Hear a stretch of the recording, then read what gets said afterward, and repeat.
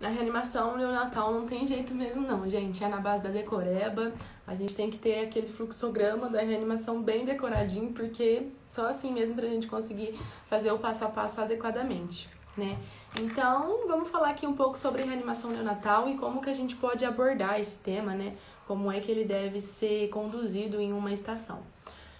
O início dele, gente, deve ser como em qualquer outra estação, realizando o acolhimento, você vai se apresentar tanto para a mãe, para a enfermeira, para a médica que está lá, e você também pode deixar seus materiais separados, né? A sua paramentação, o campo estéreo, o material para intubação, a VPP, a fonte de calor radiante, que mais? O oxigênio, estetoscópio, o oxímetro, o material para ressuscitação cardíaca, né? Os medicamentos. Então, tudo isso a gente já pode verbalizar que vamos deixar, verbalizar que vai ser deixado separado, testado, tudo certinho antes do bebê nascer, enquanto a gente está aguardando o nascimento daquele bebê. Bebê nasceu. Primeiro, vamos já entrar na reanimação agora, né? A gente tem que se fazer 3 perguntas quando a gente tá para receber um bebê. Ele respira ou chora?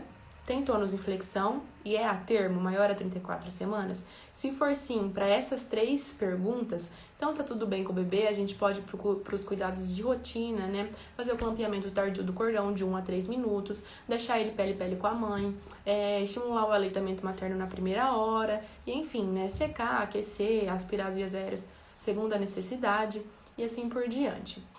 Se tiver líquido meconial, mesma coisa. Se ele tiver vigoroso, tiver tudo bem, mesma coisa. Se tiver um não com líquido meconial para cada uma dessas, para pelo menos uma dessas 3 perguntas, aí a gente segue o fluxograma aqui que a gente vai falar agora. Então, teve não para pelo menos uma, ou 2 ou 3. Mas se tiver um não, a gente já tem que seguir o fluxograma de reanimação do recém-nascido. Então, a gente faz o clampeamento precoce do cordão umbilical. A gente já recebe esse bebê, seca e aquece ele, coloca na fonte de calor, pode fazer um posicionamento da cabeça, uma hiperextensão. A gente sempre vai colocar ele posicionado assim, de modo que a gente fique na cabeça, atrás da cabeça do bebê, certo? Então, a gente pode fazer essa hiperextensão, ver se tem secreções em excesso que seja necessário realizar a aspiração, primeiro na boca, depois no nariz do paciente, né? E ver se ele está respondendo a esse estímulo, né? Troca os panos, coloca panos secos pro bebezinho e assim por diante. Coloca o oxímetro, preferivelmente no membro superior direito. E se ele não estiver respondendo, tiver com a respiração irregular, tiver em apneia ou com a frequência cardíaca menor a 100, nós temos que já iniciar a VPP nos próximos 30 segundos. Então, esse é o minuto gold. A gente tem que fazer, pegar o bebê, aquecer, limpar tudo, colocar na fonte de calor em 30 segundos. Ele não está respondendo, nos próximos 30 segundos a gente tem que colocar o VPP, tá? Então, no primeiro minuto, é tudo isso que a gente tem que fazer, bem rapidinho. Então, a gente fez a VPP no paciente, depois que a gente viu que a frequência cardíaca está irregular, a respiração está irregular, ou ele está muito cianótico, então a gente tem que avaliar de novo a frequência cardíaca com a VPP. Se mesmo assim a frequência cardíaca continua menor a 100, a gente tem que rever nossa técnica, né? Ver se está sendo efetiva, ver se está colocada da maneira correta, lembrando que a VPP é realizada em oxigênio a 21%, tá? Ou seja, em ar ambiente. Os estudos não demonstraram um benefício maior para uma VPP com oxigênio a 60%, 100%. Então, a recomendação é mesmo em ar ambiente para recém-nascidos a termo. Se for um pré-termo menor a 34 semanas, a recomendação é a 30%. Tá bom? Então, tem essa diferencinha aí entre esses dois. Mas, enfim, a gente fez a VPP, a gente corrigiu a técnica e o recém-nascido ainda apresenta a frequência cardíaca menor a 100. Aí a gente pode ir aumentando a pressão a ventilação, né, da nossa ventilação a pressão positiva, até 21%, a gente pode ir subindo. Se mesmo assim não funcionou, a gente pode considerar a intubação orotraqueal. A gente intubou o paciente, vimos de novo a frequência cardíaca e está menor a 60 por minuto, aí a gente pode iniciar as compressões torácicas, tá? Sempre verbalizando a técnica, verbalizando como que tem que ser realizada. E se mesmo assim, quando a gente fez as compressões torácicas, adequadamente o recém-nascido ainda continua com a frequência cardíaca menor a 60 por minuto, a gente pode fazer uma adrenalina no paciente. Se a gente tá com uma... E aí a gente vai indo e voltando, né? Massagem e adrenalina. E a ventilação junto com a massagem.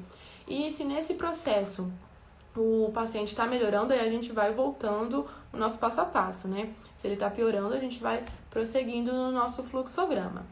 Em relação à compressão torácica, como é que deve ser feita?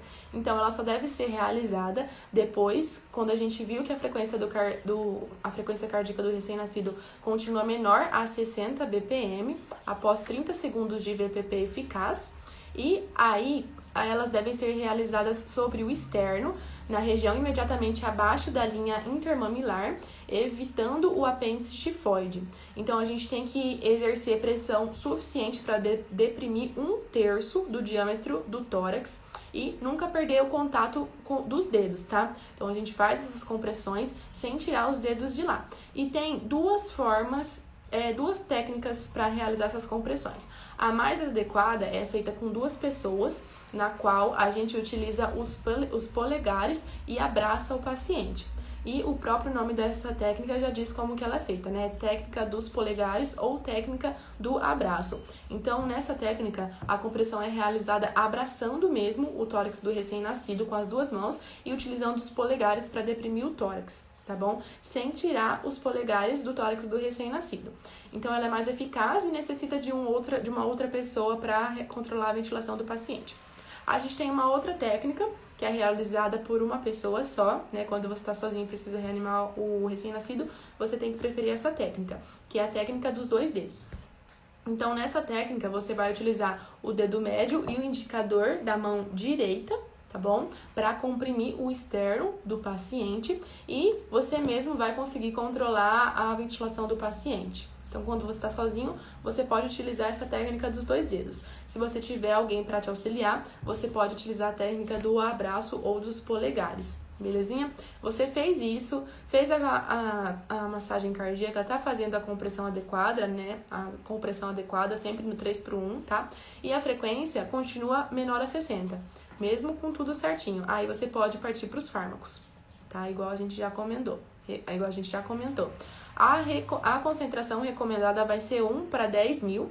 A gente tem que misturar 1 ml da ampola de adrenalina existente na diluição de 1 para 1.000 e 9 ml de soro fisiológico, tá bom? Então, seria basicamente assim. Tem que ser um ritmo de administração rápido, porque o paciente a gente tem que ter uma conduta rápida para esse paciente, né? Para não deixar ele perder a vida dele. Eu tenho aqui um checklist, então, foi o único que eu achei de reanimação neonatal, pra gente acompanhar e ver quais seriam os principais tópicos que podem ser cobrados no checklist. É do Bird, esse checklist. No número 1, no item 1, pergunta se o bebê chora ou respira de forma irregular, valendo 1 ponto. Então, isso fazia parte das 3 perguntas que a gente tem que ter, né? Então, número 1, a gente já pontuaria. Número 2, pergunta se o tônus muscular está em flexão. A gente também já pontuaria.